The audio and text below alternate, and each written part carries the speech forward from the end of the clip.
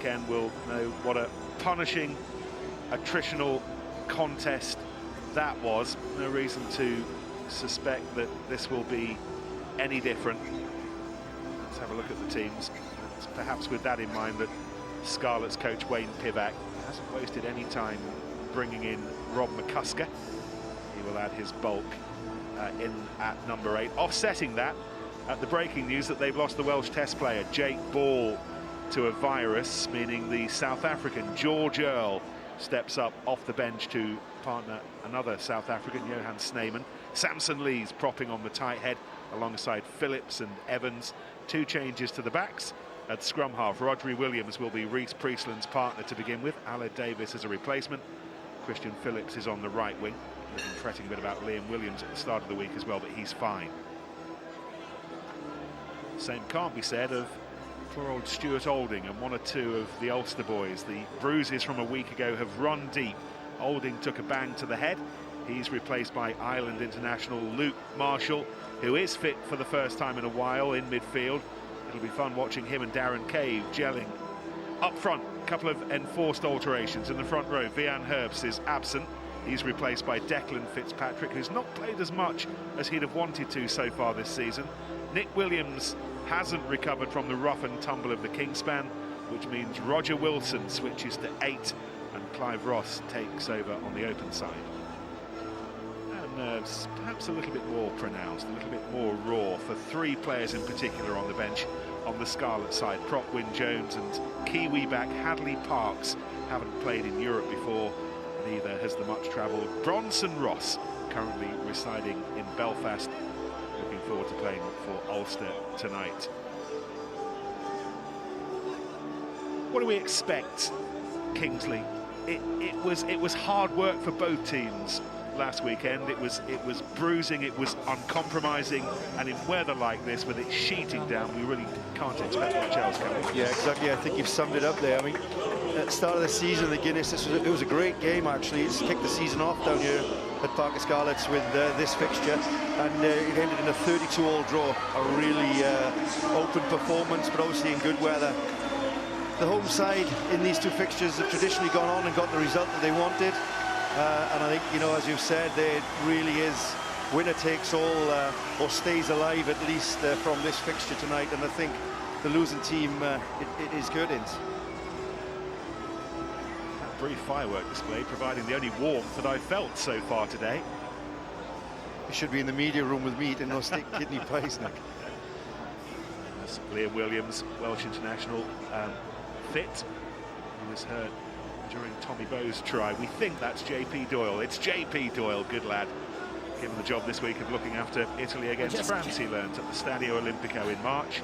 A sign of how he's rising up the referees list. Yeah, I can't see it, but I can hear you. Sparkling eyes through the gloom. Tom Foley and Roy Maybank are the touch judges. Scarlets against Ulster to round off the 4th weekend of this season's Champions Cup. The winners will go into the new year still with European hope. The losers simply won't. It's come down to this. The return fixtures, the middle fixtures of the European pool stages, so often helping to shape the final outcome of the pools. And so it is here, as into the gloom, Reece Priestland kicks off for the home team. Ulster in the white. Taken in by the fullback. Set out training at the start of the week, Williams, but he's fine tonight. Scrum half is Rodri Williams. Short of decent options at scrum half. He starts ahead of Aled Davis. We heard Wayne Pivac talking about the importance of the security underneath the high ball, and Ulster demonstrating that perfectly. And that's a very, very good couple of seconds for Ulster. First the take, and then the kick into the Scarlets 22. Yeah, it's a positive restart from the Scarlets. They've gone short into the wind, contested, but unfortunately a great take there. And the result from a couple of box kick exchanges is Ian Humphreys putting the Scarlets back in their 22. Ulster's line-out hasn't functioned as well as they'd like in this tournament, one of the worst in the tournament, but Dan Toohey coming back from injury will certainly help that cause. So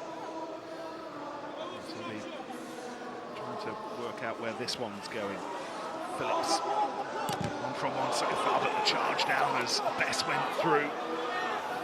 Early alarm cleared up by McCusker, former skipper, back to take the number 8 jersey off Rory Pittman. Pittman played well last weekend, but they brought McCusker straight back in. Yeah, McCusker's been a big player for this region for a long time, and yeah, Pittman's carrying game is exceptional this season, but McCusker playing in the LV, coming back from an injury, and you know, I've chatted with the coaches earlier on, they feel it's time to bring him back. More of a rotation, I think Pittman's been doing wrong. It's an interesting start there for young Rodri Williams, charged down there. I was going to say, I think you're going to see a lot of this afternoon, guys. All about the territory. Tommy Bowe, David Humphreys trying to pin Scarlets back into their own 22 and look for that charge down, look for the mistake and try and capitalise on it. Take him back in. Once again, Phillips secure with the line-out. Rodri Williams with the long box kick. This is Louis Ludik, South African, settling into his first season. 10 metres, 5.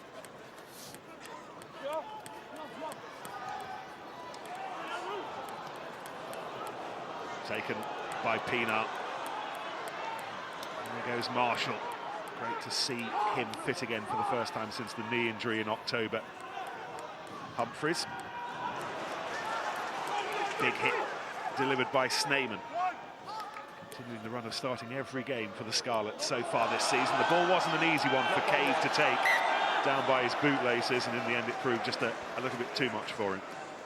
You see a couple of occasions, Ruan Pienaar just reading the game beautifully well. There was a marked difference in the way that Ulster played last week, and a lot of it was down to the way that the halfbacks just ran the game. On that occasion, Ruan Pienaar just, you know, all of a sudden Scarlets thought that the chip on was absolutely the right call. And I know that looked a little bit scrappy, but you can see the intent from Ruan Pienaar to try and get it around the outside, try and get it wide. He mixes it up. Very, very difficult to play against when he's got such, the scrum half's got such good vision. Interesting one, both halfbacks a little bit rusty. You can see early on there, Rodri Williams, he missed the tackle in that build-up on Marshall. He's been charged down, and you know, we put a lot of pressure on him, I'm sure, the Ulsterman. Set.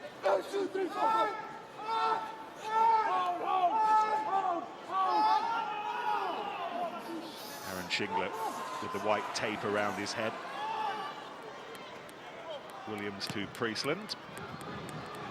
He's going to come down with the raindrops. In the circumstances, Louis Ludik was composure personified. Pienaar stretches in. Enjoyed a try-scoring, winning return in Belfast last weekend after the injury problem that he suffered playing for the Springboks in the Rugby Championship. It was lost, and we will have another scrum. Good tackle there. I know that the Scarlets have been missing their open side flanker. Barkley is so effective for them, particularly defensively, and he's a big play for them. The front rows, and I need you off his arm. Row. The Scarlets have Evans and Phillips and Lee. Yeah, well, he's got to comply with it. Really have. And when you think, Nick, they got Rodri Jones on the bench to come in at the tight end, and also Ken Owens coming back from injury in the next few weeks, it really is an exciting young front row, as you said. The first scrum there was interesting. It went down, but difficult to see. Got the ball away, the Scarlets, and we'll see how it goes here. Scarlets ball again. Rob Evans up against Declan Fitzpatrick. Ulster driving. Really looking to make his mark. Please. Had too much of an opportunity so far this season. Season interrupted by a red card. There's Williams, seeing what he can get sorted out. James Davis picks up.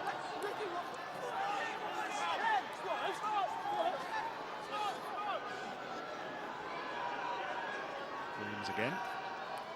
Priestland, involving Regan King, who was frustrated passenger for large slices of the match last weekend. Yes, it was. Keen to get himself involved a little bit more this evening. Here goes Evans. Ball through to Shingler. Support player. Okay. You didn't clear anyone, you went straight down on the ball. I think he was looking at Samson Lee as he got back onto his feet. Yeah, interesting penalty. They've seen a lot of that in the last few weeks in this tournament, particularly attacking team penalised. Make a tackle with your arms. First player arriving must support his own body weight. He's just flopped off his feet and really not allowed a contest at the breakdown. Here we see it. Yep. It's a great leg tackle first and foremost, but then we see the arriving player. You can see, can't see if it's Samson Lee off his feet. They would say he just flopped over the ball. Yeah. I mean, that takes a real concerted effort for that player to stay on his feet. He can do it, but you've got to be proactive. Otherwise, it is too easy to go on. You know, back in the day where the fella next to me used to play and I did, you'd get away with that all day long. But the way these guys train now, they've got to drive their feet, pump their legs, and try and stay supported of their own body weight. Kingsley paid his mortgage doing that kind of stuff. I did. From the first to the last minute of the match. He made his mortgage by beating the living daylights out of me. That's what he did. Pina. And that's a clever little chip Offside. over the top, but they were Number offside. 7, side entry. However, we will come back for the offside against James Davis initially. It was a really nice kick. I think we're all expecting the high steepler. Instead, it was just a little one nudged over the top for the backs to run onto. Yeah, you can see the intent of Scarlets' defence, particularly first phase, with the exception of last week, I guess, has been pretty good. Got to get to the top of it. Just looking to keep them honest, putting the kick behind. James Davis penalised there. Know that a big I work didn't on for James Davis, a real promising youngster, but discipline has been an issue for him, and indeed in the game over in Ulster last week, he received a yellow card, and such an exciting talent. He's got to keep his penalty count down. Yes, he enjoyed a 10-minute breather for a shoulder charge on Ian Humphreys. Yeah. Skipper Rory Best scored the bonus point a week ago with a line-out drive that he started and finished at the Kingspan. Really good structure from Ulster. Scarlets been looking to take him into the touchline, but they've sheared away. In the middle of that, Franco van der Merwe. Sort of a handy position. This is Marshall. But Stuart Olding tonight. It's on Humphrey's mind, and well, while he was making up his mind, Louis Ludic got himself tangled up with the defence in a way that JP Doyle didn't like. Yeah, interesting. I don't think that Humphreys actually ran behind Ludic, but penalty's gone to the Scarlets. There's a really good structure of that drive there from Ulster. They said they started earlier. The first two lineups there have been a drive. Scarlets dealt with it eventually, but you know, they did draw in a lot of defenders from the Scarlets, but great recovery to cut that out. Well, that was a kick of some ambition. I can only assume that he meant to kick it that far, and it wasn't miss-hit, but wow, that did not lack. It was one of those, Nick, the crowd gave it a big groan and then a big cheer as they realised it was going a lot further than they initially thought. It did sound like he miskicked it. It seemed like it came off the outside of his boot initially, but he got enough of it on it. Old-fashioned spiral, Nick. It's gone out of the game. Great kick. Yeah. Slap back for Williams to find Priestland quickly. Scott Williams hauled back. Scarlets captain. Driving work from Earl to try and release the ball, but that's the kind of work that Best has been doing week in, week out this season and in seasons gone by as well.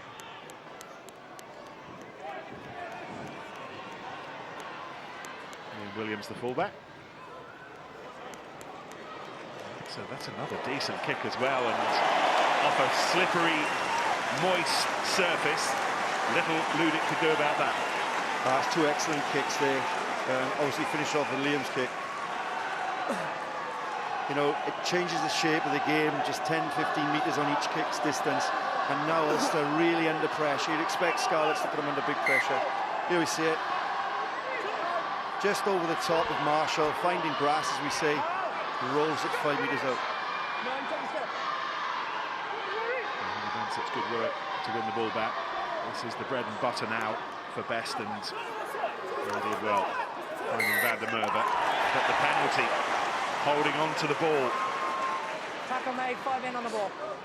Scarlets contesting in the air and then sacking the receiver of the ball for Ulster straight away. You could see then that's where the penalty has come from. Franco van der Merwe on his back, players around him slow to support, getting the turnover and the penalty. And Merva fit to start tonight. There was some concern earlier in the week. He was one of those who banged his head last week, but Remember, someone has to tell me as well. involved straight from the off. You don't have to go. And this was the penalty. One man is allowed to do that. It's called a one-man sack, and straight over the ball. Not sure who's straight over the ball there. Whether it's Shingler that's get round. Great work from George Earl initially, and Kingsley, to time that sack to perfection. Yeah, and then Joe Snyman straight in, working off after. In the defence of Ulster, is there a defence that actually the sort of Scar player has to roll away from that tackle, or has to make an effort to roll away from that tackle? He does, you're right. He has to move immediately, but in that sort of melee with two players either side of him, he totally gets away with it. It can be, yeah. Two teams who, stats-wise, kick-wise, don't have anything to shout about so far in Europe this season. However, the perfect start for Scarlets and for Priestland, dozen minutes, 3-0. Yeah, promise of Maurice Priestland. We know a lot has been said about his confidence, and he's a confidence type player, like most players are, and it's a good start for him, a good touch finder, and an early 3 points. 8th season now as a Scarlet, over 30 Welsh caps. He's one of the experienced boys, but that didn't go entirely to plan. Christian Phillips, a little bit of aquaplaning. Ball still in Scarlet's hands, nevertheless. Use it. Callum Black waiting to climb over the top. And it was hard work as well from Van der Merwe once more.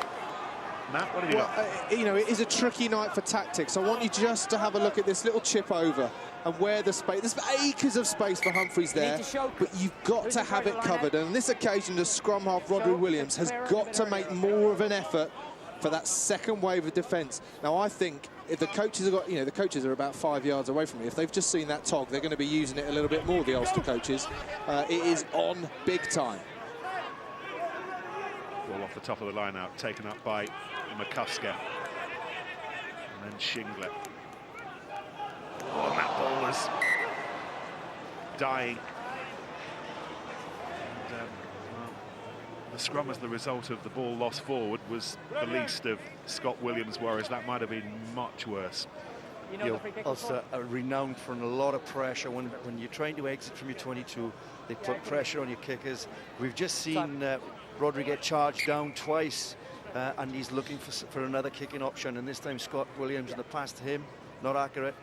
And it's a key thing that Ulster do. When you get down there, they get excited and they pressure the kickers and pressure the breakdown. Well, and particularly now that the scrum half, Rodri Williams, has made a few errors, you can bet your bottom dollar that the Ulster back row, the senior players, are going to be verbal. They're going to be in his ear. You know, another block kick. I'm all over you. Can't pass it to your fly half or your centre. All the chat will be coming out. It just builds and builds that pressure. Major opportunity via the scrum for Pienaar and the Ulster pack. I think we'll get a true reflection where the pack's at here. It's Ulster ball for the first time. We'll see if they have got the hop around. Declan Fitzpatrick, the tight head going down. He'll be up against young Rob Evans. Week training with Wales in the autumn. On the other side, Callum Black and Samson Lee. We know all about Samson Lee these days. Set.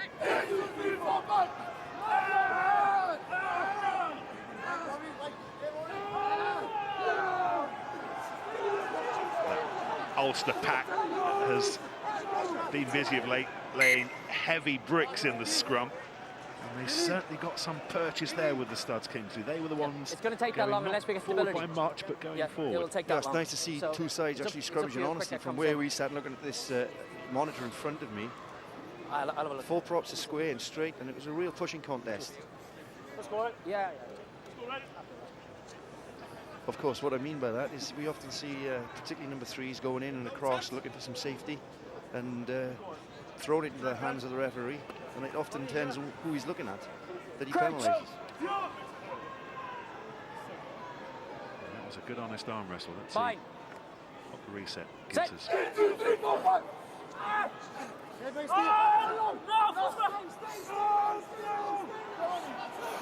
Rob Evans driving in closest to us, and in the end Ulster's issues were on the other side.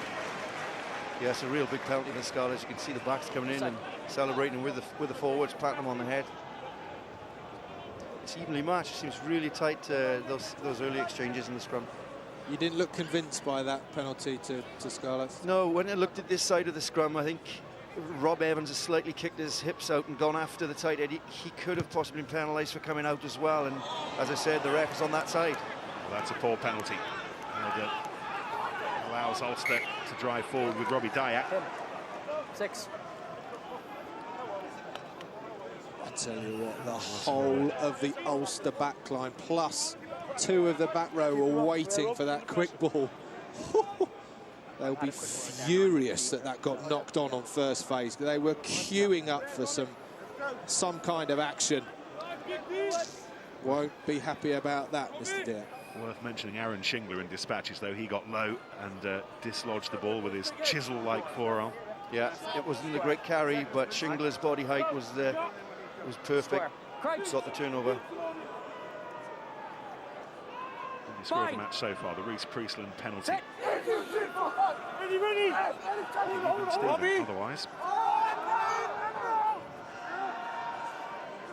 Do believe it stopped raining. Number 3 on the arm going into ground. Number 3. Instruction clear enough. The reason for the penalty against Declan Fitzpatrick. On the arm, turning in, going to ground. Such a difficult one. These scrums getting more and more difficult. You know, as I said, it depends what the referee's got so many things to look at. If he is binding on the arm, that's the correct decision.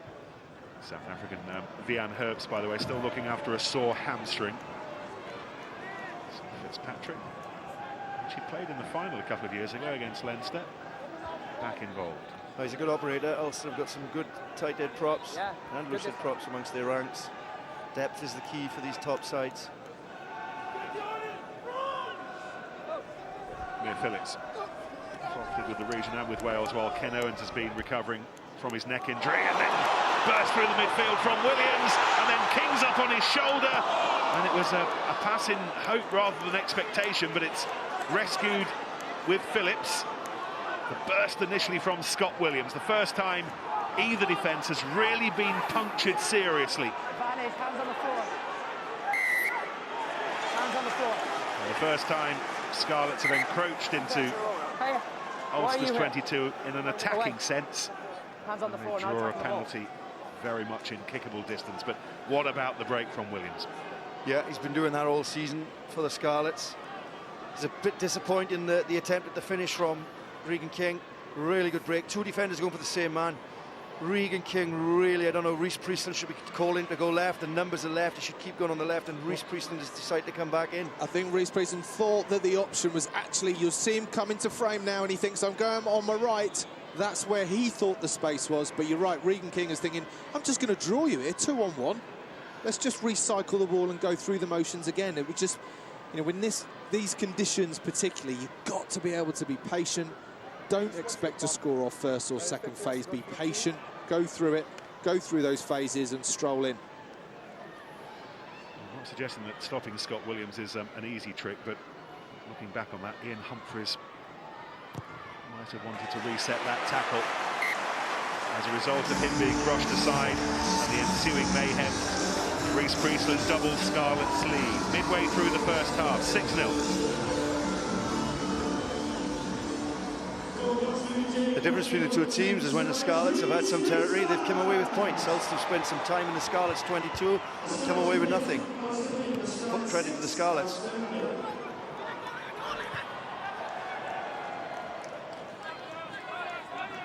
Ball bounced into touch, rather than going directly into touch. Roy Maybank, the touch judge on the far side.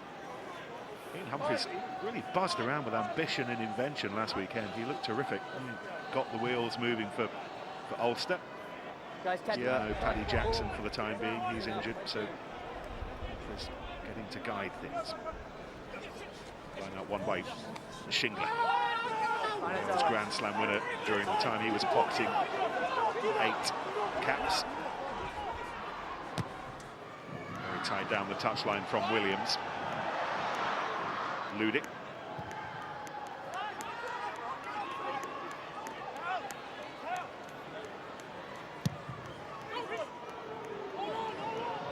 Priestland chases his own kick.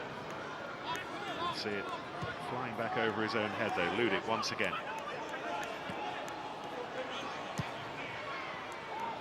Christian Phillips gave that a welly. Pienaar, why not?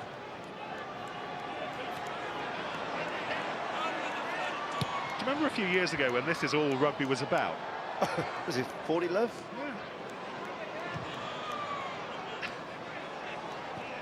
Both teams trying to frustrate each other and wait for someone to lose their patience or kick poorly, obviously. Well, they're not just frustrating each other. Contestable kick, finding grass is much better. Ludic. A couple of tackles that he evaded. Pienaar finding Tommy Bowe. Bowe back in to clear some space over the ball for Pienaar. Penalty, I think, against McCusker. Penalty count quite high from both teams, really. And it's a soft penalty to give away, you know. You need to allow Ulster to have the possession. What are they going to do from there? Are they going to attack? If so, you trust your defence. If they're going to kick it back to you, you might have a chance to counter-attack. Only in the scrum. You're going to call something else. Ulster particularly, you know, line up in their own try line penalty. Another piggyback for the Scarlets. He was a regular last season, Rob McCusker.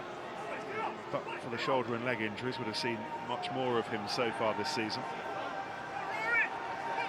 Now in front of a hardy band of Ulster supporters, the skipper. By Van der Merwe. Lost, however, He's by behind Marshall. the man, and he picked it up. Well, they like to use Marshall to get over the gain line, but obviously he's got to catch that ball first. It's effective. It gives them simple gain lines. Shortest route to the gain line is obviously closer to that 50-metre line, down that channel of line out. It's interesting the point that Mac picked up from. Just a second, look at this. Here you see it. Not a great pass, but should be caught really. Yeah, they'd be arguing whose fault that was, whether they were between 9 and 12. I mean, that's a flat, fast ball, a little bit low, but you probably expect Luke Marshall to take that. But Ruan Pienaar will be tapping him on the backside and giving his apologies. Pienaar looking a little bit rusty as well. We know what a world-class player he is, and it's first game back for him. So I tell you what, these conditions are really tricky for the taller scrum half, you know, because it needs to be snappy, it needs to be quick around the fringes, it needs to be low. There's lots of bobbling balls. There's got to be precision. And you know, we know Ruan is quite languid, likes to have a little see the vision, likes a bit more space.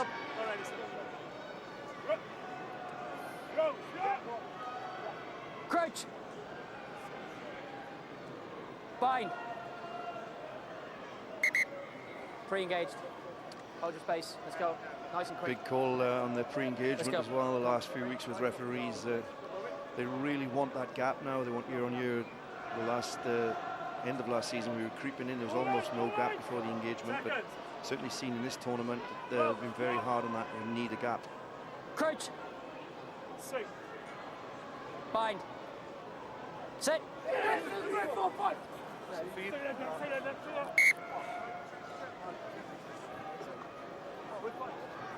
Both sides fully aware what's on the line this evening. It's been 5 years since Ulster failed to reach the knockout stages in Europe. We were talking in Dublin last night, you may well have been with us, about how long it is now since none of the Irish teams were involved in the quarterfinals. 17 long years.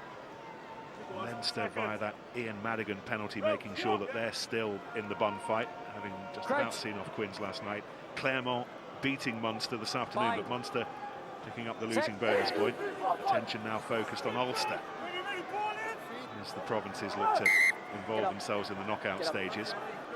They've made it tough for themselves. We're going to hear from Mark Jones, Scarlets backs coach, once we've seen the forwards finally get this scrum sorted out. We'll talk to Mark at the next breakdown. If the ball ever does come in, Nick, quite interested to see how you can see the three Scarlets players there on the right-hand side. Prieston, Thakibau and Regan King in the midfield. Looks like a 3-on-2. Now, if Scarlets can get any kind of left shoulder up there, Bind. then the options are for 8 and 9 to come left. Is there a possible overlap?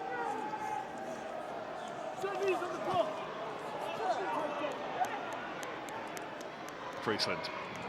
First instinct was to kick Tanguy Thakibau amongst the chasers. Regan King was there as well. Ludic. Friesland stayed pretty much where he kicked the ball from and has another go. This is Bow. Hustled his way over for the third of Ulster's 4 tries last weekend. Offside. Penalty going against Clive Ross.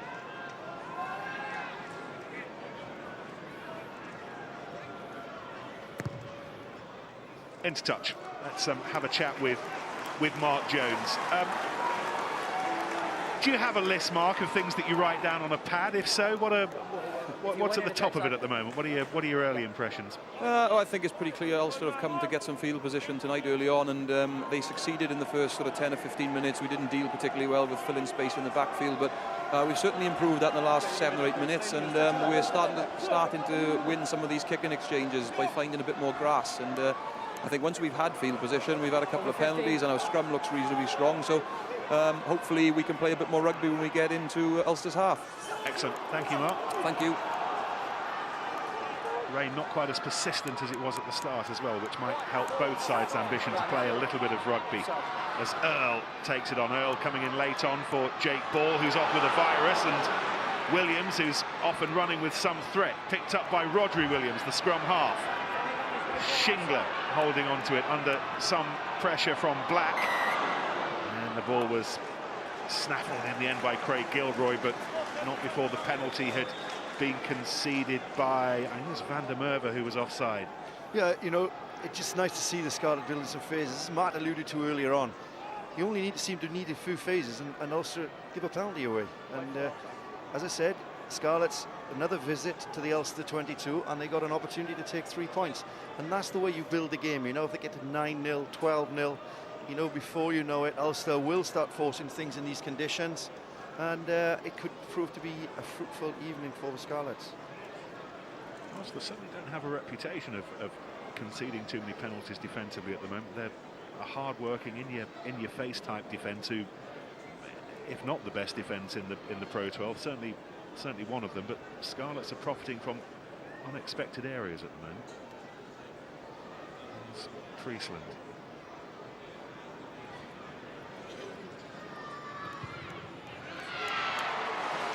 Lots of work elsewhere by his mates, but certainly in terms of the point scoring, first half an hour, 100% Rhys Friesland, 100% Scarlet, 9-0.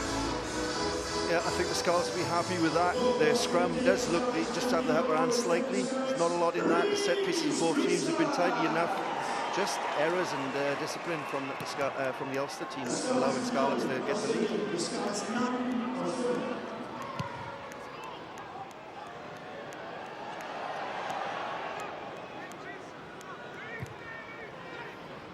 Ludic with Bow amongst those who were chasing, but Friesland had some time and he slipped the ball neatly to Williams.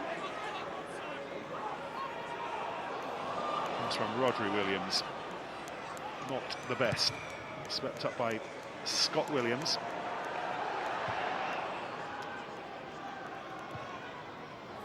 Left wing, Craig Gilroy. Too easy for Liam Williams.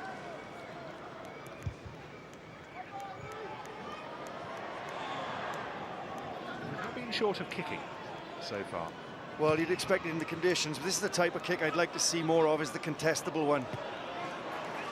On the slide, Friesland gets the ball and then a little blow to the back. He's on the ground, he can't tackle him. Another penalty, Nick. Ulster's discipline really letting them down. He must allow Liam Williams to get back to the floor. He's tackled him on the floor. As we see here, actually it's Friesland who comes in. It's a great take from Friesland. He can't tackle him, he must allow him to get back up. Yeah, needs it. Here we see it. Great way from Friesland. can't do that. What he can do is stay over him, contest the ball. It's often misconception. You see people standing there allowing people to get up. You haven't got to allow them to get up, but you cannot tackle the fella on the floor. Now, Kingsley was talking about how simple Llanelli are playing, and I'm trying to give you an example here. Look, we're trucking it up here all day long, round the corner, simple stuff. This really is not about complicated rugby. It's Shingler coming in hard. It's the new fella George Earl coming in hard. It's basic stuff. Round the corner again. I'm going to pause it. It's the same people. Second row, Snyman coming in. Even a prop forward. But you know what? They mix it up really well, Scarlets, all of a sudden, because they miss them out.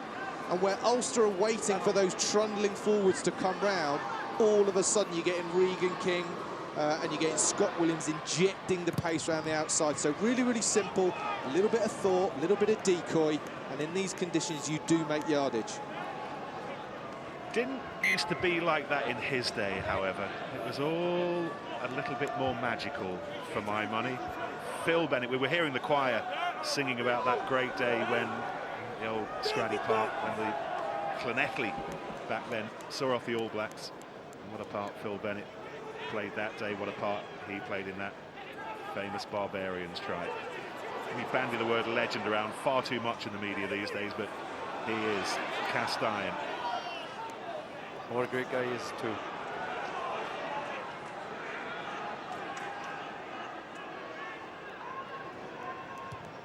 Man in the Scarlet 10 these days, Rhys Priestland. And the mark called by the man in the white 14, Tommy Bowe. That's a classy bit of positioning that from Tommy Bowe. Taking it over his right shoulder. Horrible, wet, slippy ball under pressure. He knew that was a 5-metre line out if he'd missed it. Called the mark.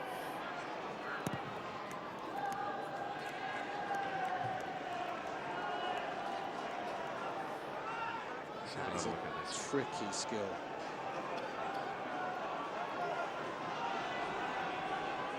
Enjoying this final game of the fourth weekend of the Champions Cup. Next weekend, back to domestic affairs, and we begin up in the north-west on the Friday night. Sale against Exeter, BT Sport 2, 7 o'clock. Lost forward by Williams, rather weakly. Best picks it up. Dyack. There goes Ludic. Dyack offering himself again, but it's taken on by the captain.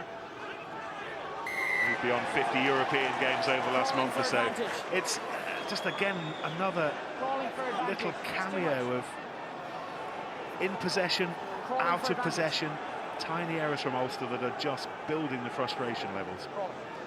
Yeah, you know, Best will feel he wasn't held, but you've got to get back up. You can't continue to crawl.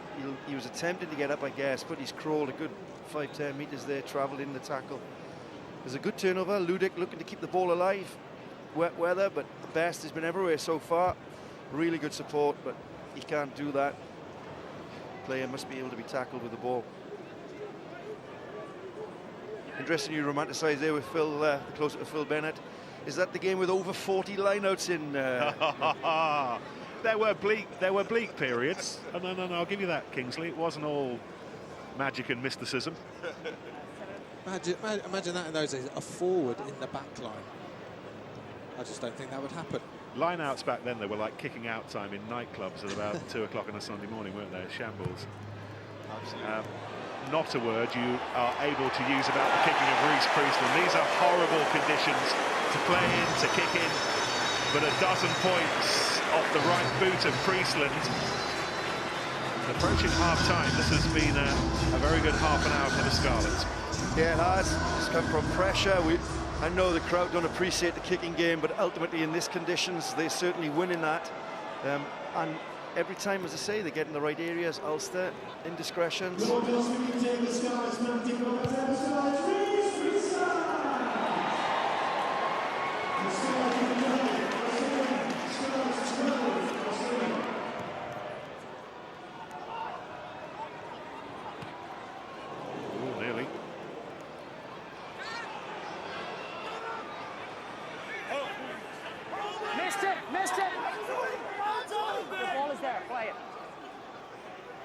Patrick did his best to win back possession for Ulster.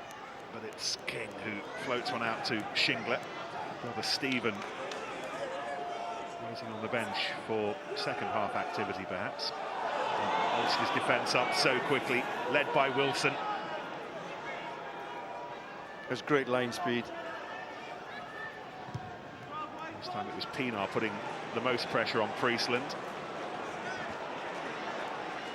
Here's Humphreys.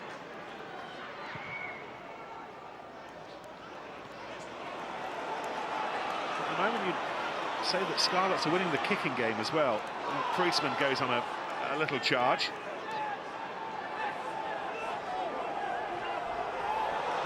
Turnover ball. One back by the visitors, however. It was one back illegally by Callum Black, according to Roy Maybank on the far side. Well, we're talking about the kicking game, Nick. There's a kick between the posts from Priestland. The kick back wasn't as positive as Priestland's kick, and it ends up with a tacking ruck 40 metres from the Ulster line and a penalty. So the kicking duel certainly going Scarlet's way.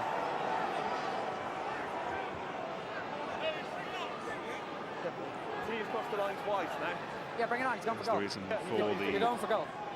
The tee is on. You're going for goal. Bring him on. He came on the pitch. You're kicking for goal. They're the rules. For that. Yeah, but you've got to look at Ludic. Once you're in that position, you're dead. You know, you're going to give a penalty away. He's putting himself in a position. You can argue he's fallen over there, but once you're there, if you can't get over there immediately, they actually coach players now, Nick, if you're even during the tackle as you're making it, if you feel you're going to land on the opposition side, you almost got to start rolling away before the tackle's completed.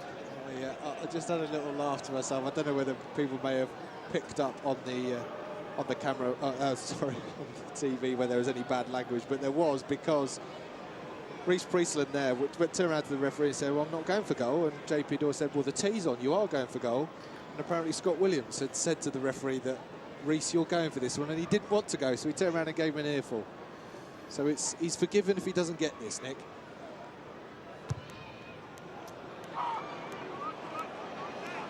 Yeah, maybe his heart wasn't quite in that. Wasn't quite in that one. He's absolutely furious, and we heard him chuntering on with a few choice ones as well soon after he'd kicked it.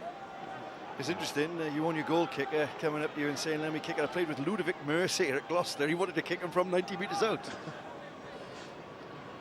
Day and age now, Kingsley, where people are thinking about their percentages as well, aren't they? And he's just lost his 100% record. Sadly, you're right. Phillips bounces into touch. Just a word about the kicking game, Matt, and we've been talking about the qualities. If you aren't finding grass, you've just got to go long, haven't you? Is that the key? Yeah, particularly what Scarlets have done well, Rhys Priestland predominantly here, is they kick the ball long towards the Ulster posts. So, of course, then it might well be in field, but it's a very difficult kick to get the ball off the field, and so the net game is always going to be very positive to the Scarlets. Rhys Priestland has been razor sharp in his game management tonight. I know it may be one for the purists, but I tell you what, a 12-point lead in these conditions is probably worth 18, 21 points. What about the take from Clive Ross, one-handed behind his back? It's a greasy ball. It's raining as hard as it has been all afternoon, and Ross took it supremely well.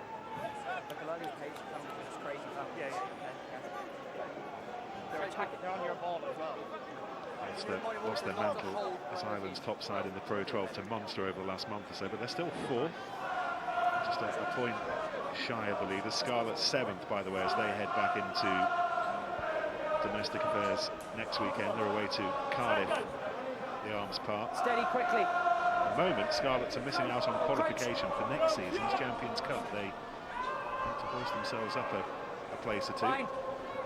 Set. 90 seconds to half-time. That's a decent shot. That was worth a penalty. Yeah, Rob Evans really attacked his man there.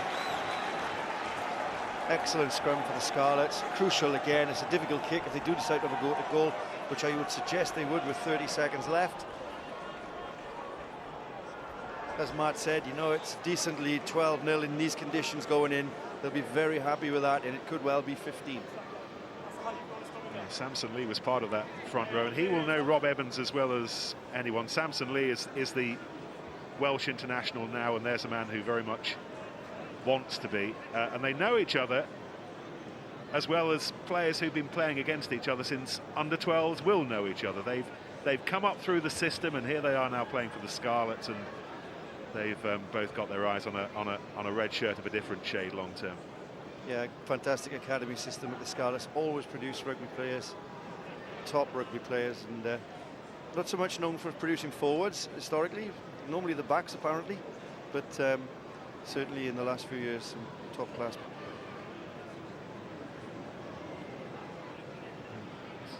Pretty similar position to the one that he skewed to the right not so long ago. Where's this going? Not quite the distance. Just have time for the line out. No, we won't. JP Doyle says it's time to head to the shack, slice up the oranges, get dry. Scarlets winning all the moments that matter, really, and scoring the only points, all 12 of them, off the right boot of Rhys Priestland through the rain. There's a bit of ambition from both sides, but a little bit of work for Ulster to do after the break. It's the Scarlets who lead by 12 points to 0. Sarah. Yeah, I'm here with Scott Williams. Scott, we spoke pre-match how important the start was. 12-0 up, but you're playing the conditions well. The kicking game's going really well. All going to plan?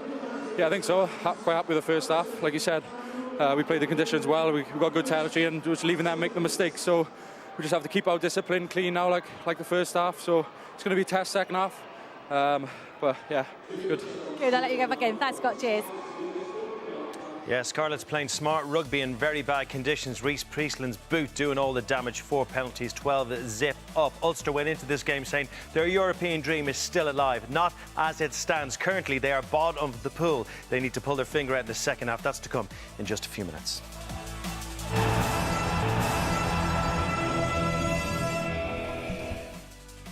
Well, we're halfway through the last game in round 4. The Scarlets dressing room should be the happier one. A strong set piece and a solid size 11 boot from Rhys Priestland, giving them a 12 zip lead. 4 from 6 kicks in very difficult conditions. The Ulster team, well, they are in a fight for survival here. They came here saying they're still alive in this competition. They seem to lack the urgency you would expect for a team who are fighting to be in the races come the new year. And there he is, the captain, giving a good old chat, trying to fire them up. Interesting enough, will they still be in the mix when we get going again in the next round of European games? The next weekend we're in action in Europe is on the weekend of the 16th to the 18th of January. Once we got round 4 out of the way, we're going to sit down and work out which games we'll be showing. Rest assured, though, the big ones will be right here on BT Sport.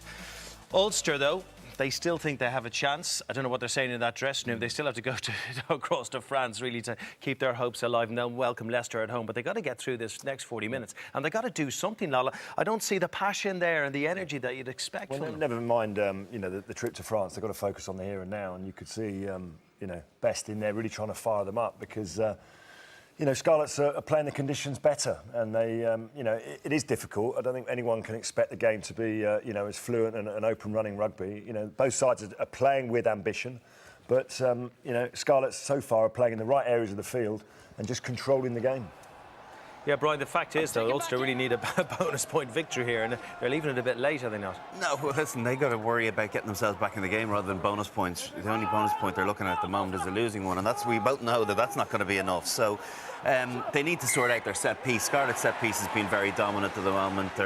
They've taken, I think, all their line outs, and they've been dominant in the scrum as well. And it's very hard for a team to get any momentum if their set piece is coming off second best, because it means 50 or 60 minute relieving kick, and then in a couple of instances, well, 4 instances anyway, Rhys Priestland has been given kickable opportunities, and you know, for the abuse that he might have taken in Wales more recently, he's a guy that looks very comfortable over the ball, and he seems to be marshalling things really nicely. And the difficulty for Ulster is, as you kind of hinted at, they can't really focus on attack and winning this game until they sort out the penalty count, which is really, really bad for them at the moment. Well, as Brian said, you know, the set piece, they're coming under pressure, so there's penalties coming from that. You know, at the breakdown, I think they'll just want to get some, you know, get some ball, get some accuracy, put some phases together, start playing in the right areas of the field. We talked about Pienaar. You know, he looks a frustrated man at the moment behind a pack that's just being beaten at the moment. Simple as that in these conditions. And, you know, they need to get themselves into the game. So we didn't quite see what the coach would have said at half-time, but rest assured, you know, he needs to get the energy levels up and that enthusiasm for the contest. It was Rory Best doing all the talking there. What do you think he's saying in there, Bron? What would you say as captain? Well, first and foremost, sort out that set piece, because, as I mentioned, that has a serious knock-on effect if you can't sort that. So I think about just stopping the unforced errors. You know, we saw a few people putting balls down. I know the conditions are very bad, but just simple plays, one-pass plays, get over the gain line, and make sure that you stop missing first-up tackles. You know, we saw a few guys falling off 1 or 2 tackles, and you just can't do that, because it's not going to be a game of elaborate play. It's going to be in the trenches, and you have to have guys roll their sleeves up and make their one-on-one defence. Yeah, difficult thing to do, sort out a set piece in a 10-minute break, but it's what Ulster have to do. They feel they're alive in this competition. At the moment, it's not looking that way. They're 12 zip down in Páirc Uí Scarlets. Work to do in the second 40. It's on its way. The Scarlets lead 12 points to 0 at Páirc Uí Scarlets, and we'll be crossing back to Matt Dawson very soon. A lot of you asking on Twitter, where's Austin Healy today? There he is. It's the only way we can get him in and out of Wales safely. Although he is being chased, they've obviously smelt him. No sign of his pal Ben Kay to sort of out. Oh, there he is, right behind him. Yes, indeed. Let's talk rugby matters, though, will we? Sure, for a moment. We'll cross back for the second half in just a moment. But in the bloggers' debate today, we're asking you, what would your dream European team be of 2014? So the end of last season as well. Justin, you're doing the backs. Who are they saying? We've got quite a few Toulon players. We've got Wilkinson, who clearly had a great season last year. We've got Gitto as well, Bastereau. We've got quite a few players coming from there. Strong. Sean, who have you got up front? We've got a mixture, really. We've got Sammy Manoa at number 8, hat-trick hero from yesterday, and Stefan Armitage, obviously, player of the... Absolutely. Oh, yeah, of course, he'd be first name on, wouldn't he? Brian, you? You look at the Toulon team, you could probably have a European team 1 to 15, but standout would have been Gitto, certainly. Was the guy that probably orchestrated things. Even though Johnny got a huge amount of the plaudits, I think he was the real cog that managed to pull the forwards and backs together. So he would have been the guy for me. Keep your suggestions coming in, please, at BT Sport Rugby, hashtag bloggers debate. But they're about to take to the field again at Páirc Uí Scarlets. I'll leave you back in the safe hands of Nick Mullins.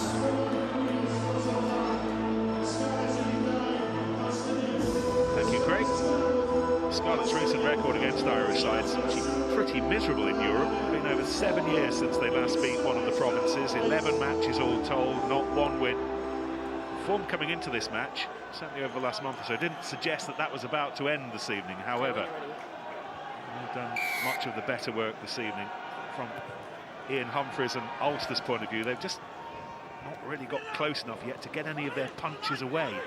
Not got any flurries going with any kind of regularity, Kingsley Jones. No, that's right. And when they did manage to get some territory, they give a soft penalty away or an enforced error, allowing Scarlets off the hook.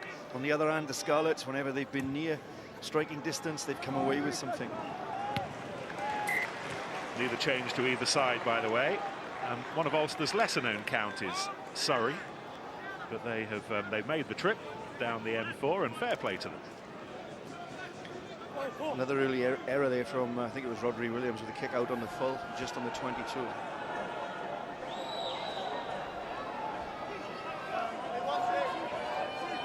got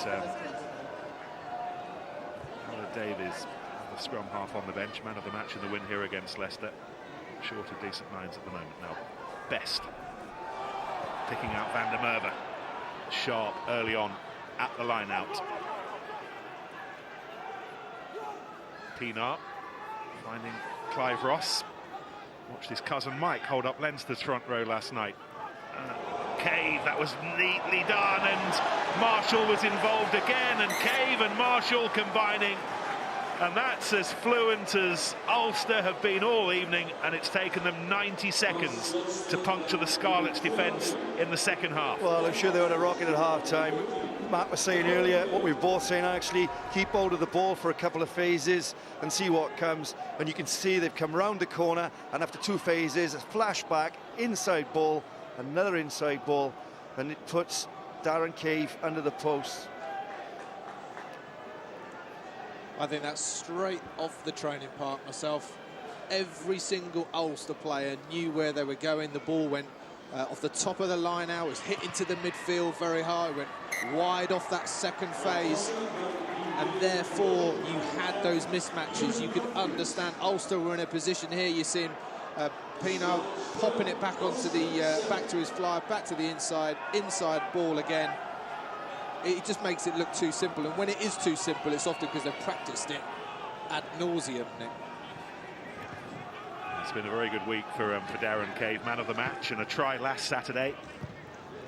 Sandwiched in between that try and this try, confirmation of a new 3-year contract this week with Ulster and the IRFU. And it was the work that he did with Luke Marshall in midfield, combining really effectively for the first time today, offering them a little glimpse of an option that Joe Schmidt may well consider.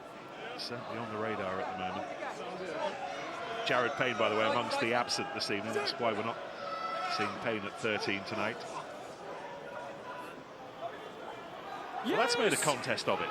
Yeah, it's the worst time to concede for the Scarlets, obviously, and the reverse for Ulster. But now Scarlets turn the ball over at the maul.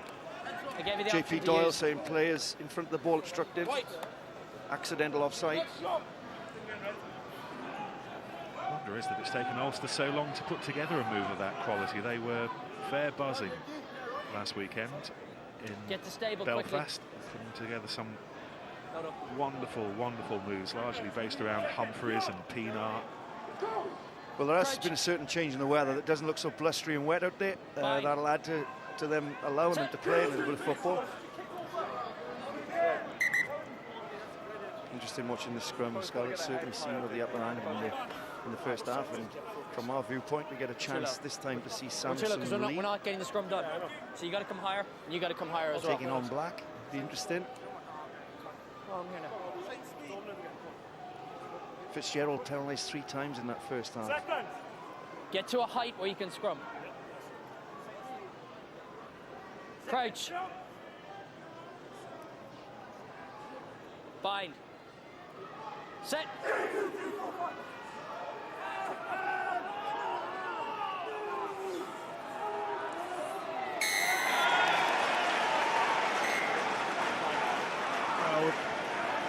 Clear JP Doyle saying get to a height where you can scrum.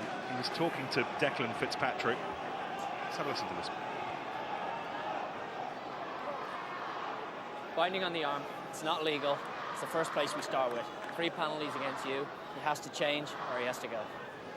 He has to bind Lee. No, that's the only message now. Thanks. Thanks. Thanks, Roy. Fitzpatrick's 4th penalty now. 3 in the first half and 1 in the second. Yeah, it's interesting. JP Doyle's talking about his bind. The tighthead prop, the 3 has got a bind on the jersey, as he is there, really. But if you see what JP Doyle is possibly saying is that he's working his arms, not allowed to twist his arm in. I can't see his bind. His bind looked legal to me. It's on the back of his opposite number. But he certainly does look to be working the arm of Rob Evans. Some amount of confusion on the face of Declan Fitzpatrick, and I think perhaps understandably, having looked at that replay, clearly JP Doyle would have had something in mind, but if you're looking at the target zone that the props can bind, they appear to be within that target zone. Anyway.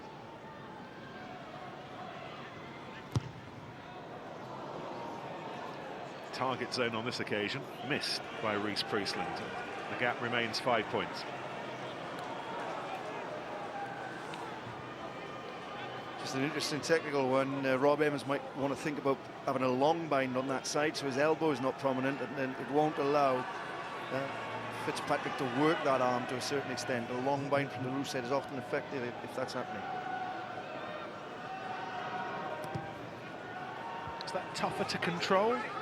Are the shorter binds a little easier sometimes? Yes, it is, and that's why we go for that. But as long as you try to scrummage out on your opposite number with a long bind, it can be successful. Use it.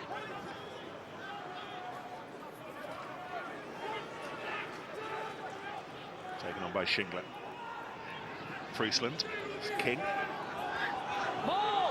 Scarlets trying to have a few words of their own now at the start of this second half. Loose ball was picked up by Evans. He's a very aggressive runner when he gets the opportunity. Snatched back by Sneijman, the Praetorian, playing with another South African, George Earl, in the second row this evening. Jake Ball was out with a virus, and this is Davis, and he's been called back. Ball was forward, and it was picked up on the far side by the touch judge Roy Maybank, I think, and in the meantime Liam Williams in a lot of pain. Oh, it's great pace on the ball from Davis. Here we see it. Priestland, a nice short ball. Didn't look like a forward pass to me. It's a well-timed, good angle and a good offload. The concern is there at that point. Liam Williams looks to have sustained an injury there. Here it comes. Steps inside. All you can see is, I think it's right angle underneath Pienaar. That's what it seemed like. We'll see it again from a different angle. Let's hope he's okay. It would be a big loss for the Scarlets. They've got Hadley Parks, who would be a debutant, newly arrived Kiwi, on the bench, and they're cracking on without Williams, and Tangi Thakinbao for the time being has gone to fullback. Yeah, certainly opportunity down the right-hand side. You can see there Rodri Williams dropping into the boot of the scrum, just behind it to try and defend both ways, being a fullback down and essentially having Thakinbao dropped across. There's no left wing at the moment for the Scarlets. It'll be interesting to see if there's enough of a blind side to attack him. Liam Williams is up. Positive news for the Scarlets. So I think I might have said it was Roy Maybank on that far side. It's actually Tom Foley. As Liam Williams trots rather gingerly back into position. They don't come much tougher than Liam Williams, I can tell you. So he's a hard old nugget, isn't he? On the outside, in your slot. Crouch. Bind. Set. Roger Wilson. Back of that scrum, driving into it. And it'll come back between his legs if it gets that far. It's taking some work to get that far. Eventually Pienaar gets on with it. Forceful run through the middle by Bow. Dyack, defence up quickly, led by King, but Humphries managed to keep the ball alive. Onside line. Shoveled on by Wilson. Penalties coming for the late hit.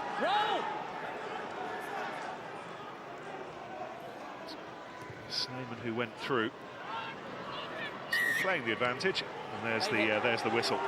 That's a great spot from JP Doyle. Most other circumstances, you know very well it will be the touch judge who probably has to have a word there, but he saw it, called it. It was a kick to nothing from David Humphries, but yeah, good vision from the referee. Yeah. Wasn't a heavy collision as we see it here, but it's certainly late. And it was, I think it was the second in the passage of play as well. Maybe David Humphries had just had a quiet word to JP Doyle halfway through. See the difference? Interesting seeing Tommy Bow come into play off first phase line out. They love that. It's the last time they brought him in midfield. They bring him short off the back of drives. A lot of hard work there from Christian Phillips, but he didn't quite do enough to keep the ball in play. One thing I would say about that Sneyman late hit was that he didn't follow it through. He clearly relaxed his right arm. He knew where he was, and it could have been much, much more serious. Are you saying that maybe he should have pulled out? No, I'm saying that he didn't go through with as much force as he would have done if Humphries had still had the ball. He knew that he was probably on the wrong side of the line at that stage, yeah. Anyway, moment now for Best and the Ulster pack.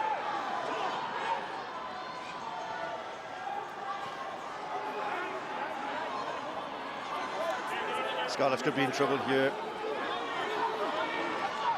Best scored a try in similar circumstances a week ago in Belfast. That one's been brought down just short of the line, so they will have to reset. Pienaar slapping the donkeys, telling them where they need to be. It's all about patience now for Ulster. They got the penalty to come back to. It's picked up initially by Fitzpatrick. Humphries, clever, over the defence. Where's the bounce? It's into the arms eventually of a rather anxious Rodri Williams, who collides with the advertising hoardings, coming back for the penalty. Yeah, rightly so. The attempted maul by Ulster was sacked. I think it was McCusker who got in and pulled it down. Even though that maul had separated, it was still the same maul. Only the attacking team can end a maul. We'll see it here. The first part of the maul's gone down, You're not to grab but that him is when he's still the still in the same air. maul, and I think we see McCuskey Okay. come through there, and at this point he pulls it down. It's a good decision from JP Doyle. You got to stay 10. Roger Williams came off second best in his little battle with the advertising hoarding. Into his defensive position here at the front of this line-out. Taken in by Dan Tui. And the drive to the line was partly obstructed, and that's the reason for the penalty. Yeah. They call it a shear in the game now. It's where they receive the ball, they try to shift the ball to a different point and drive down the 5-metre channel. They broke off and took I think we defenders see out. Clive Ross pulling through and getting in front of the maul behind him and obstructing.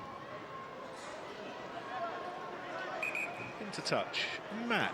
I just tried to have a look as to how that try came about, and hopefully you'll get a good glimpse of this. I'm going to highlight George Earls here. Watch him look at the opposition. One look, second look. He's looking for these forwards coming round. They are screaming round to cause the decoy.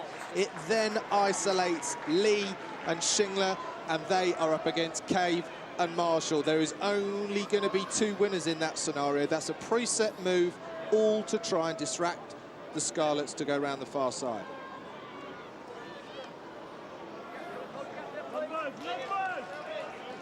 Thumbs up from Kingsley, which doesn't quite work so well on television, but I think you improved with your spot, Dawes. Humphreys. This is Marshall. Pienaar. Once again, the rain has subsided for the time being. Callum Black creating the space once again for Pienaar. Here's Dyack. Tommy Bowe involving himself in that latest ruck.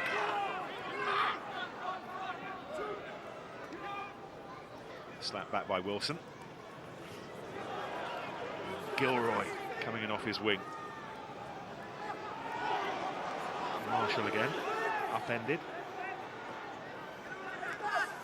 Got through a lot of work. Dan Tui last week, he really was outstanding. Some return to him from injury. And a penalty. Best finding Gilroy. Ball was lost as it was shipped towards Wilson. Yeah, what we're seeing is, you know, Ulster being patient, playing phases, waiting for the penalty. Low carry here. You can see the Scarlets playing for the choke tackle, trying to keep the player off the floor to get a turnover and maul. But, you know, you're leaving yourself vulnerable. You're stuck in there. And I just can't see how he can possibly move out of that position. Matt's right. It's a difficult one to get out of. And JP Doyle has been squeaky in that area all night. But if you go into those areas and you don't get the affected, held up tackle, turn into a maul. Johan Snyman's gone in for that choke tackle, and all right, he's gone down.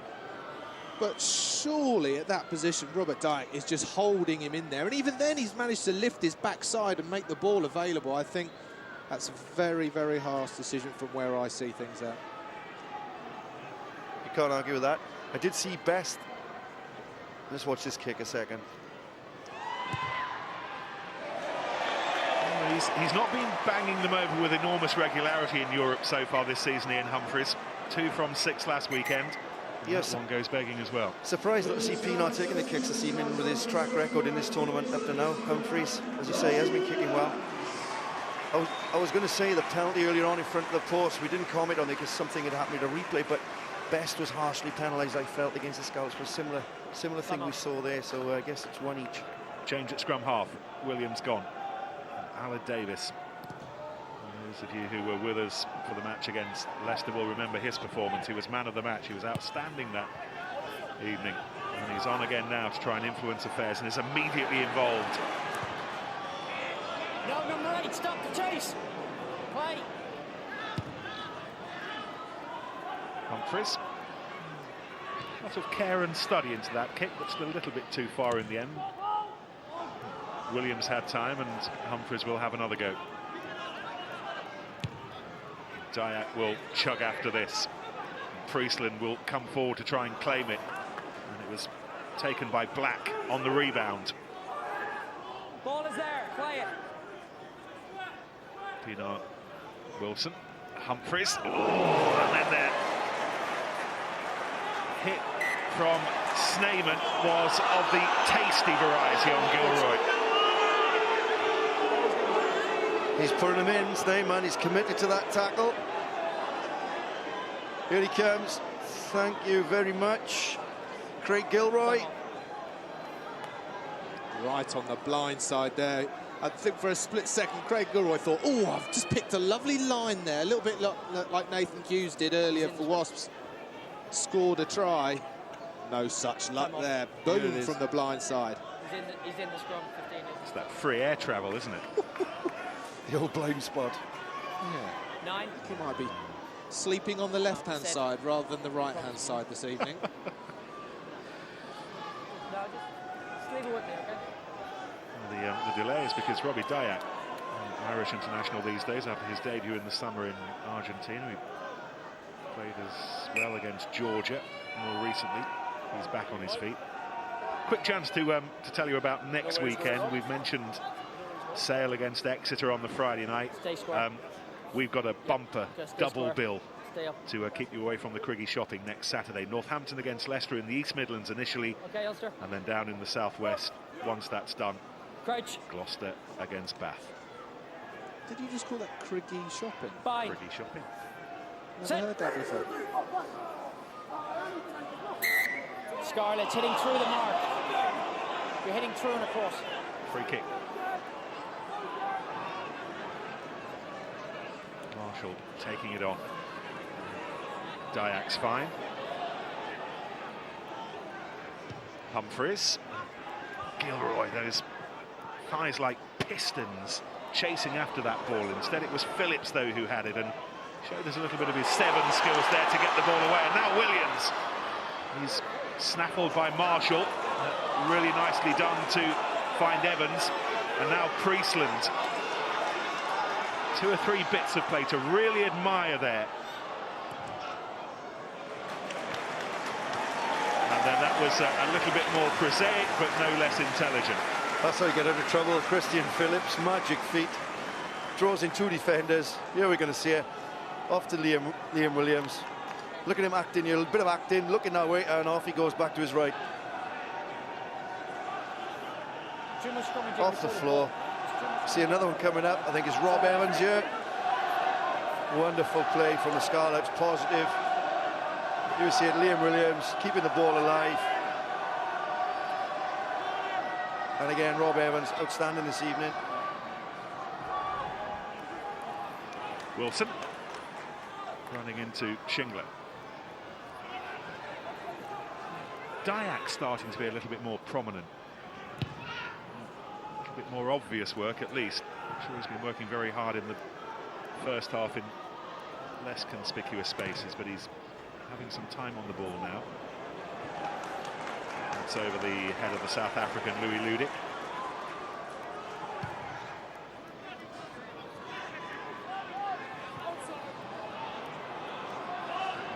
And who's recently joined as the scrum half, Alan Davis.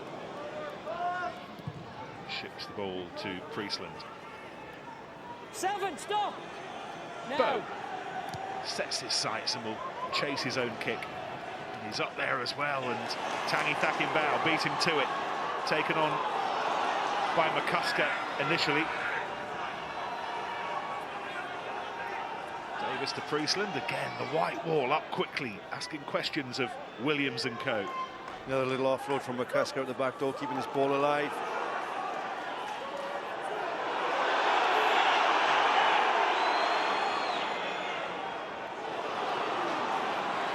Charging run from Shingler. Priestland to Davies. James, Jonathan's younger brother. Well, that's gone loose and very nearly pounced on by Marshall. But it was loose because there was an errant foot. Yeah, we can say the penalty count kind of equaled up going to Ulster, but it just shows that Ulster had quite a bit of possession leading up to that. This time the Scarlets keep possession, some hard running from the likes of McCusker and Shingler, really hitting the ball hard, making the gain line. And, you know, they got an opportunity here to build on that 12-point lead. What were what we're seeing now with both sides, I mean, Schindler's having a good run in it. But what we're seeing from both sides is at the right time, there are going to be overlaps because both sides are getting tired. The ball is in play because of this kicking game for quite a long period, and both sets of forwards are doing a lot of running forward and back. So at the right time, which Scarlets pounced on there are overlaps for either side. Ulster backs coach Johnny Bell is ready to talk to us. We'll have a word with Johnny once we've all seen what Reece Priestland can make of this latest kick at goal. Lost a little bit of the accuracy that he was demonstrating early on in this match, and this is from some distance.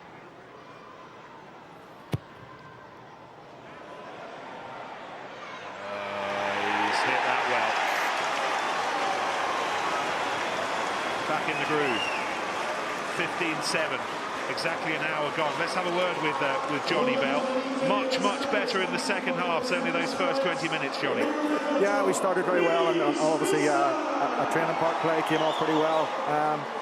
It's simply about owning territory in this game. It's the conditions are difficult to play in. We must play in the right areas of the park, and we've got to defend really well and put pressure on them. And as you can see, it's a big kicking game from both sides, and it's the team that blinks first, who makes the most mistakes and allows their kickers shots at goal. So we've got to be disciplined and play in the right parts of the pitch. What were the words you used at half-time as a coaching team to improve that kicking game? Because you seem to come off second best, certainly in the first half, in the battle for territory. Yeah, well, we simply weren't communicating as a back three, and we were sending too many chasers up and not filling the backfield, and they were just happy to kick the ball long.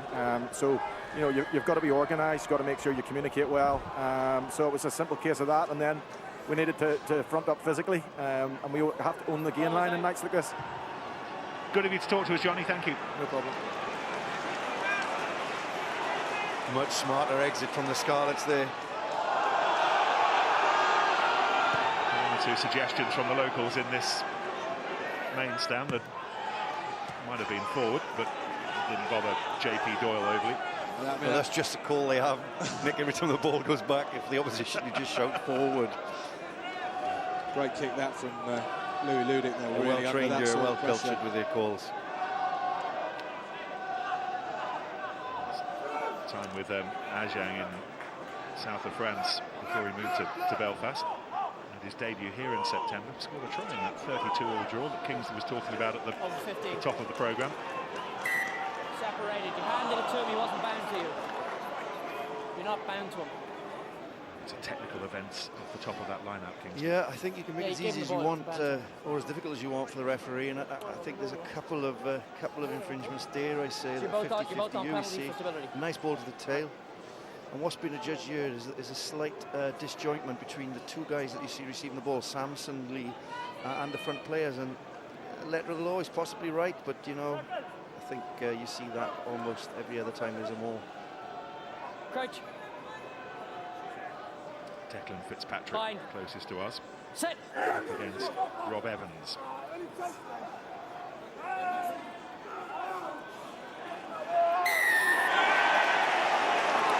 was Rory Best's scrum cap that hit the halfway line first, and it's a yellow card. Well,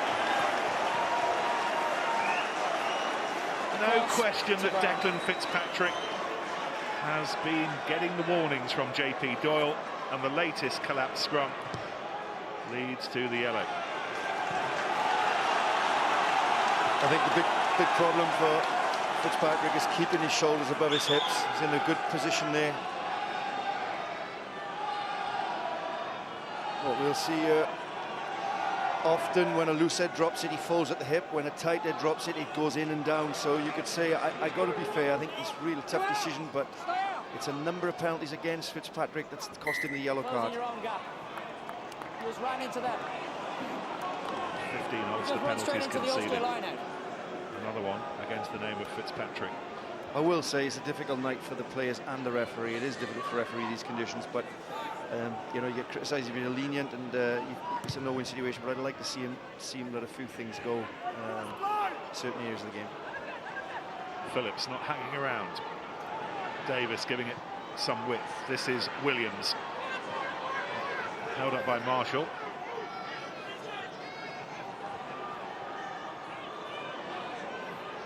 Emir Phillips, the hooker, finding Sneyman. Done some work getting the ball away under pressure in those difficult positions. Ludic.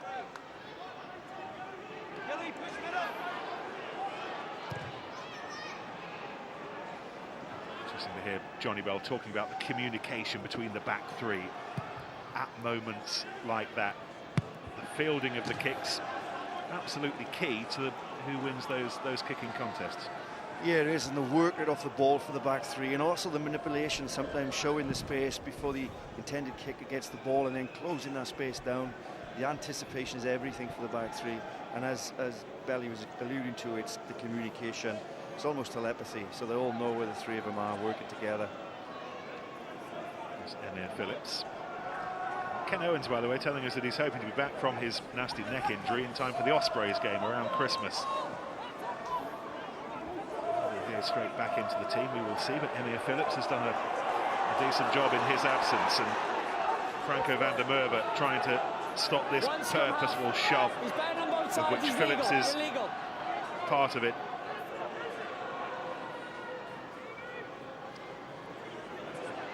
Regan King back for his second spell at the Scarlets. Start of the season delayed by injury, and again it's Phillips. Good hard running from Emma Phillips. And the ball was lost forward. Rob Evans. It's his first mistake, I think. He's been involved in a lot tonight. Rob Evans, his scrummaging's been exceptional. And, well, Ken Owens might be doing stuff that's a little bit more strenuous than bringing on the H2O against the Ospreys over Christmas and the New Year, but that's his job today. Interesting, it's the first time I've seen him run without a sidestep. There's some experiences on this bench, though. I saw Paddy Jackson, the water boy for Ulster. Ken Owens for the Scarlets. Tell you, that's the Scarlets coaching team. Wayne Pinnock and the rest will be quietly annoyed at that. Good possession. It just needed another nudge again to... I think Liam Williams never really recovered from that awkward fall that he took with Ruan Pienaar. He's been replaced by Stephen Shinglet, and Bronson Ross preparing to come on for his European debut. He's got a colourful CV, born in New Zealand, played in Dunedin, Boroughmuir in Scotland, Spain, Coventry, and now Belfast. And Hadley Parks is on as well. He's making his debut. He's not travelled around the world quite so much, largely New Zealand. Spain, Coventry. So, I mean, it's not a lot of difference there, really. Played for a club in Guernica. Famous place if you know your art. Crouch. I took the Russian team. Shakes his head. Took the Russian team to play Spain. There was more Cockney accents in the Spanish team than. Set.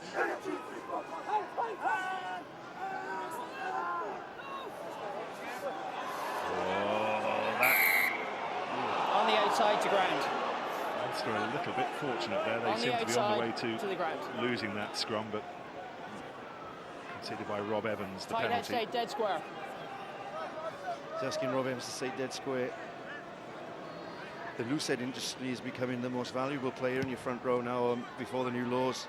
And the new cadence, it was certainly the tight head, but the Lucid is the most penalised player in the front row on the statistics of the last 18 months. So they become very important. You can see Rob Evans here. His angle is slightly, his hips coming out. Yeah, and you can almost say he's driving the tight head into the scrum there. Young Bronson who's just come on. It's a good start for Bronson Ross. I heard JP Dawes say he stayed absolutely square. He held his ground as Liam Williams gets some ice treatment. You'll have heard us talking of Coventry, by the way, and just to underline the impression that we do give this some thought before we go on air. Not a great deal, but we do give it some thought. We will be in Coventry next weekend, and so will Wasps, having played their final game at Adams Park this afternoon and a big win against Cast. They open up their Aviva Premiership account in Coventry against London Irish, and that will be our featured game on BT Sport 2 next weekend. It's one of the best tenorous links I've ever heard, that, Nick. Excellent. I'm quite proud of that. Did you quietly plan that on your trip back from Dublin this morning? Did you just think, I am somehow going to link? It's a long way from Bristol International Airport, which is somewhere near Taunton, to here. Use it! But I didn't plan it there. Right. Just over 10 minutes to go. And this match still very much alive, and Bow goes through a giant-sized hole, gathered by Cave, and oh, if that had been a white shirt rather than a scarlet one, it would have been a try. As it is, they get the penalty anyway, but the bust from Bow created all sorts of mayhem. You know what, the Scarlets would have coded for that. They'd be expecting that sort of play, but stopping Tommy Bow off the back of those lineouts is a difficult task. He's through the gain line, just a tiny bit of inaccuracy. Should Darren Cave have caught that ball? I think so, but it's a wasted chance for Ulster, although be it they got a penalty from it. Here we see Bow, little bit of a block run, and here we see it here. Oh, difficult read for the Scarlets defence. Was James Davis suggesting that he'd been blocked out of it? I think the key thing is Bow is just outside the other Ulster player. I'm not sure if it was Ian Humphreys, and he just received the ball outside him and allowed him that little bit of space to block James Davis. A big picture change there. Big picture change. Ah, it's Pienaar banging in front of the posts to pull us to within 5. And that's where we're going. They are a man down. Declan Fitzpatrick still serving his yellow card, but they get the 3 points. A match that's utterly key to which of these two maybe perhaps challenges Leicester for runners-up spot in Pool 3, or Toulon. Toulon leading with 13 points after their 4 games. Leicester have 8 points. Ulster have 6 and Scarlets have 4. We've been saying all along that the losers tonight can pretty much give up on Europe in the second half of the season, but the winners, perhaps it might yet be Neil Doak's team, will at least have bought themselves a ticket to the lottery for one of those 3 runners-up spots. Absolutely. Top 5 in the pool going through, and then 3 runners-up. Absolutely. I spoke with one of the Scarlets coaches before the game, and they were mindful just a good performance here, disappointed with last week, but also I'm sure they have one eye to stay alive in the competition. Still all to play for as we head into the final 10 minutes. It looks like it might be a dry final 10 minutes as well, as Marshall tries to get Ulster going again. Had a couple of very good moments through midfield in this second half. One led to the try for Darren Cave, the other very nearly did, off that break from Bow. 23 not gone. Offside. He picked it up in front. It's a soft penalty, but JB Doyle is right. Hadley Parks, newly arrived, one-time Hurricane, Blues centre. He's a handy guy to have across the back, but here we see it. It's a kick to contest. Slap back there. It's just knocked forward. Shingler's in front of the ball, playing it from an offside position. And the decision was to go for the posts. Ruan Pienaar thinks they've still got lots of time to go. Shows his confidence too.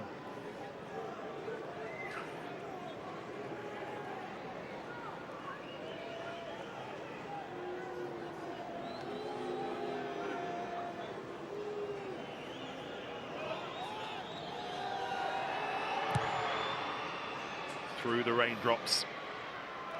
And over that was a monster from the Springbok, from pretty much his own territory, in the rain. Ulster are swinging as we head towards the final bell. Yeah, nail-biting finale with a number of penalties in the game. You need possession. Keep hold of the possession. It's often the defending team that's being penalised. Well, that was some kick. Delayed start to his season after the knee injury, playing against the All Blacks. the summer. It's one of his more significant moments, along with the try last week. Gilroy gathers it, and the chase is on, and Pienaar's leading the chase. Won by Davis, but he's under a lot of pressure, and he's hauled into touch by Van der Merwe and his mates. This time it's the Scarlets back three that fail. They should really have got closer to that kick. Kick from Pienaar finding grass. Here we see it's the new boy. It's Shingler coming on at full-back, not a position he plays a lot at.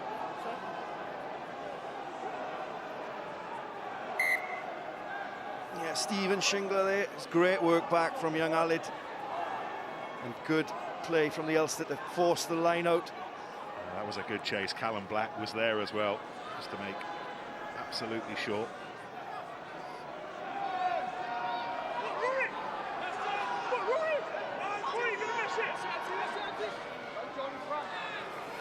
Taken at the back by Dyack.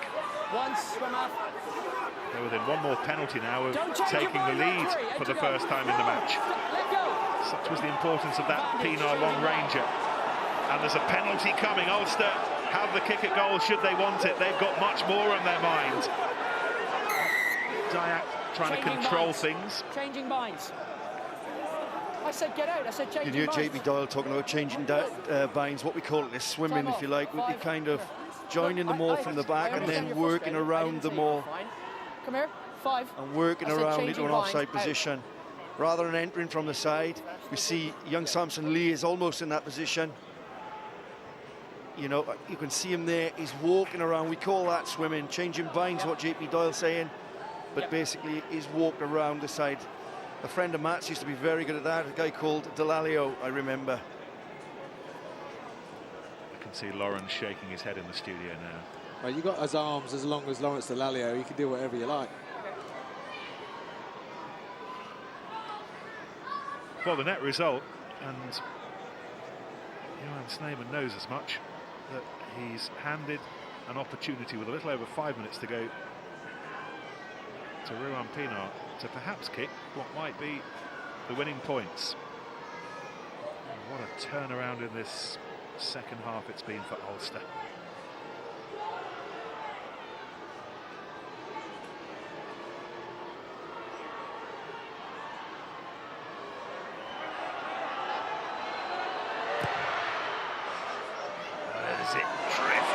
To the right of the saucepans on top of the post.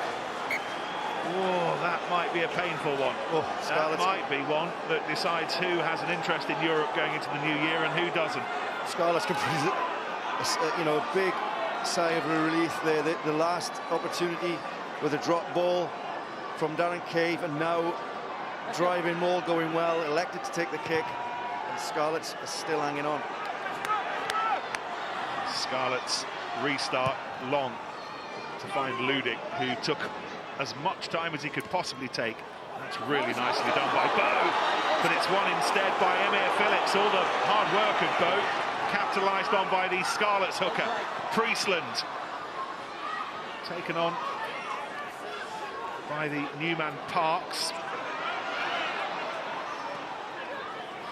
Here goes Aaron Shingler. Davis. There goes Stephen Shingler. Aaron's slightly younger, slightly smaller brother. Priestland forcing Ludik across. Ludik in a little bit of a hole here. Tangi Thakinbao tried to dig it a little deeper.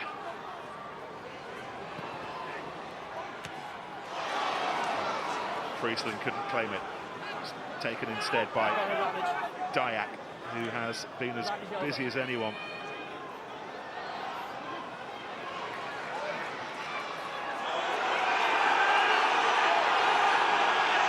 Delivered back by Cave.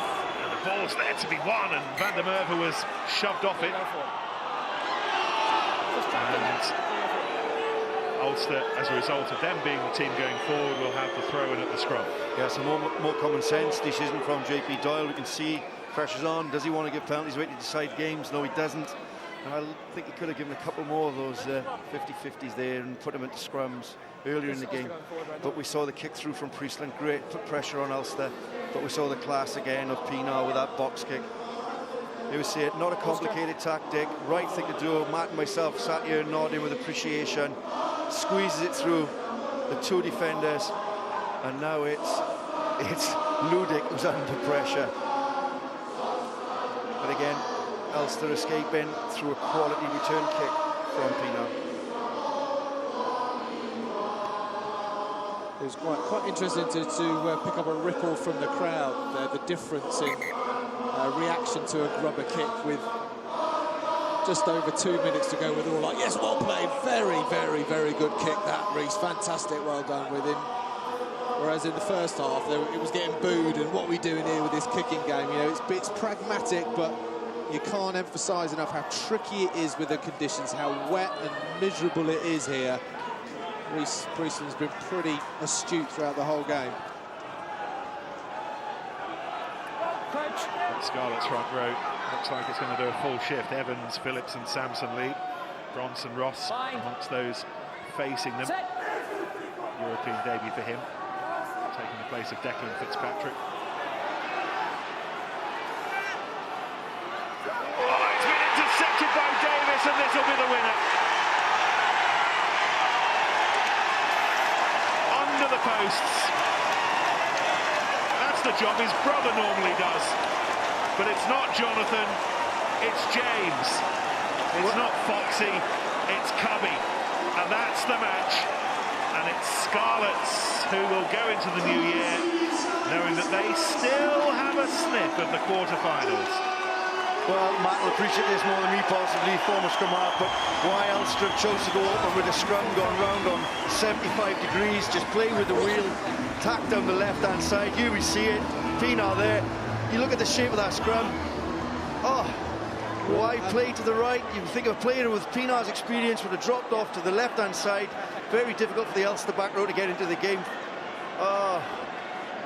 Well, with Roger Wilson at 8 as well, you've got plenty of experience there. That is schoolboy stuff. They'll be so disappointed. They needed to keep possession. They only needed a drop goal or any kind of three-pointer.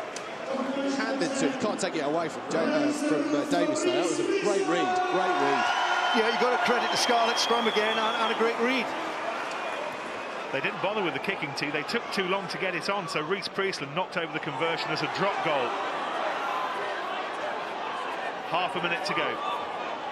Team manager Garen Evans was amongst those leading the touchline celebrations in the middle of all that. The only hope now is a penalty. Perhaps a losing bonus point for Ulster. Not going to be enough in the long term, though. And that fight back in the second half, in the end, seemingly all in vain. Time's up. Who's your man of the match? It's a simple choice for me. Reece Priestland has orchestrated this game for Scarlets under enormous pressure after last week's defeat over at the Kingspan. He has absolutely ruled the roost here, and quite rightly is the Heineken man of the match. Well, it means that he will go with the Scarlets to Welford Road in January, with still a little bit to play for in this season's Champions Cup. Ulster will make the long trip down to Toulon, fearing that that might be it from their point of view. Ulster against Leicester to finish off their European pool season. Scarlets against Toulon, what a game that might be here at the park for Scarlets. They chiselled that win out based largely on the kicking of Priestland in the first half and then the opportunism of that man in the second. Yeah, solid set-piece performance from the Scarlets, excellent kicking game. The conditions dictated that was the tactic, but a really workmanlike and a really professional win for the Scarlets. Obviously, the scoreline emphatic with that interception at the end, but a well-deserved win. So Toulon beating Leicester 23-8 at the Mayol yesterday, meaning that they have clear blue water between themselves and the Scarlets now, who are up into second place, level on points with Leicester on 8, half a dozen. All Ulster have to show for their first 4 games reason that they're not going to be part of the party in the quarter-finals. Scarlets have won this by 22 points to 13, and we can start to sweep up some reaction with Sarah. Yes, I'm here with Rhys Priestland. But Rhys, after last weekend, Scott Williams said that you owe the coaches a performance. Do you feel like you've paid them back sufficiently tonight? I'm not too sure. It's a bit of a scrappy game, to be honest. We didn't really play how we wanted to play. I'm not sure if you can see on TV, but the conditions were pretty tough. You know, ball slippery. I've been playing this stadium God knows how many years. I still don't know which way the wind goes, so, you know, I felt a bit sorry for the Ulster back three and stuff, but no, we took that. We were very disappointed after last week. We let ourselves down, let the supporters down, but more, you know, we let the coaches and ourselves down. So, you know, massive performance needed tonight. And in defence, I thought we were good. A few silly mistakes, just let them score tries, but big improvement on last week. You mentioned the conditions, and they were pretty bad out there this evening, but you kind of kept it simple, really, didn't you? Back to basic, nothing too complicated. Was that the plan? Well, it wasn't all week. It's been nice all week, but then, you know, we looked at the forecast today and we did change our game plan a little bit. It maybe doesn't suit us, but, you know, it's something we have to adapt to, especially in, you know, against a quality side like Ulster. They were missing a few players, but, you know, they're still, you know, they got great pedigree in Europe, and, you know, very relieved to get the win today. And with conditions like that, kicking game was all important. You marshalled things really well out there this evening, Rhys. You found a lot of grass, but how difficult is it? I mean, you mentioned you've rarely seen it like that in this stadium. Oh, I see it like that quite often. I think that's why I'm such a bad kicker. It's so windy in here. But no, to be honest, there was a lot of talk from the outside guys. So Christian Phillips came in this week, and he was, you know, he doesn't shut up. He, you know, does my head in sometimes, but he's always telling me where space is. And, you know, it wasn't a night for backs tonight. We'd have liked to be in dry conditions and express ourselves a bit more, but you know, needs must, and very, very happy with the 4 points. So you're up to 8 points now. Still alive and kicking in this group? I don't know, to be honest. It doesn't really make a difference to us. We're going to go out. We're going to give our all for this region every time we play it, whatever competition is. So, you know, it's nice to be won tonight. We've got 2 home wins, and up in Leicester next. You know, they'll feel like they owe us one, because they were bitterly disappointed after the last performance down here. So, you know, it's going to be tough, but it's something we're looking forward to, and you know, we'll keep fighting till the end. Rhys, you did really well tonight. Congratulations. And here's Simon Alabon from Heineken to present you with the Man of the Match Awards. Well done.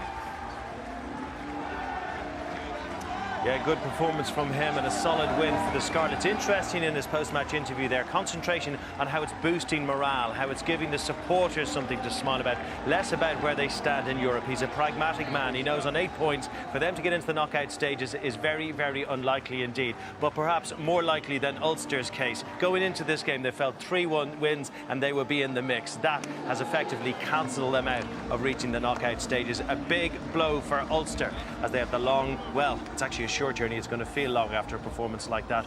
Goodness knows what Rory Best is saying to the team to lift morale. They still have 2 more games in Europe, but effectively they're going to be dead rubbers. Unlikely for them to hit the knockout stages. The Scarlets, though, well, they're on 8 points with the Leicester Tigers. They're alive, perhaps not kicking, but definitely alive. So you're probably thinking to yourself, that's it, round 4 all done and dusted. What am I going to do next weekend? I tell you exactly what you're going to do next weekend. You're going to sit in front of the telly and watch all this stuff.